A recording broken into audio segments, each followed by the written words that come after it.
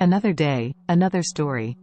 The history of the quantum revolution is replete with famous names like Einstein, Bohr, Pauli, Heisenberg, Schrödinger, and others who have forever changed the way we think about the world. The smug self-satisfaction of many physicists at the beginning of the 20th century that there is nothing to be discovered in physics now. All that remains is more and more precise measurement, attributed to Lord Kelvin in 1900, quickly gave way to a staggering set of advances. These advances swept away comfortable ideas and replaced them with theories that, while proving to be extremely useful, strained to the breaking point common-sense ideas of what reality should look like. Now, let's explore one of the most intriguing conundrums in the world of quantum mechanics.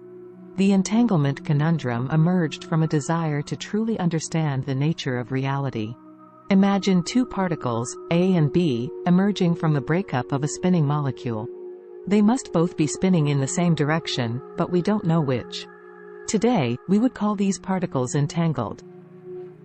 But here's where it gets truly intriguing. Suppose I measure one particle and find that it's spinning up.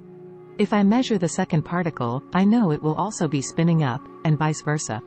We know from Heisenberg that just by measuring the particle, we change it. But does that mean that the act of measuring A also changes the state of B? Now, Einstein famously called this spooky action at a distance, and didn't believe it possible. The other option is simply that A and B carry with them a secret hidden code. In 1964, Northern Irish physicist John Bell proposed an experiment to differentiate between these distinct possibilities. Drawing on Bell's ideas, Frenchman Alain Aspect in 1981 performed experiments on pairs of entangled photons with unequivocal results. His experiments revealed that if two particles are entangled, it isn't possible to measure one of them without disturbing the other. So, what does this mean? It means that B knows, somehow, that A has been measured, even if A and B are separated by large distances. This phenomenon is challenging to accept, as it implies information transfer faster than the speed of light. But as hard as that is to accept using our common sense, it is the way the world is. Now, let's delve into the fascinating world of quantum computers. In a classical computer, the readout or measurement step is just a means of peering into the computer and getting the result. But in a quantum computer, if I read out the state of one of the qubits, not only does the state of that qubit change, so too do all the qubits that are entangled with it. So, the measurement becomes an integral part of the computation. This is a brand new way of thinking, and quantum algorithms use it to full advantage. It brings the old philosophical chestnut of the falling tree in the lonely forest to technological use. Just like the debate about the nature of light in the early days of quantum mechanics found practical application in lasers and computer chips. The second defining quantum event was a talk by theoretical physicist Richard Feynman.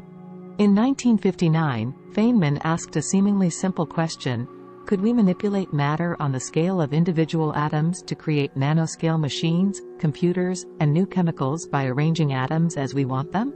In an era where no one had ever imaged a single atom, let alone manipulated one, the talk didn't raise much interest. But everything changed in 1981 when Germans Gerd Binnig and Heinrich Rohrer used a scanning tunneling microscope to image single atoms. For the first time, we could see atoms, not just infer their existence. In 1989, IBM scientists spelled out the company's name using 35 xenon atoms on a nickel surface. Then, in 2013, they released the world's smallest movie called A Boy and His Atom. These advances excited the imagination of a whole generation of scientists. Background music, reflective and inspirational. Professor Feynman's vision was starting to be realized. One of his other visions was to create a quantum computer capable of simulating the quantum world. These are just two examples of moments in our intellectual quantum history. The physicists involved were pioneering souls who ventured into realms that many considered either wildly impractical or philosophically intractable. But they pushed us into new ways. Thanks for watching.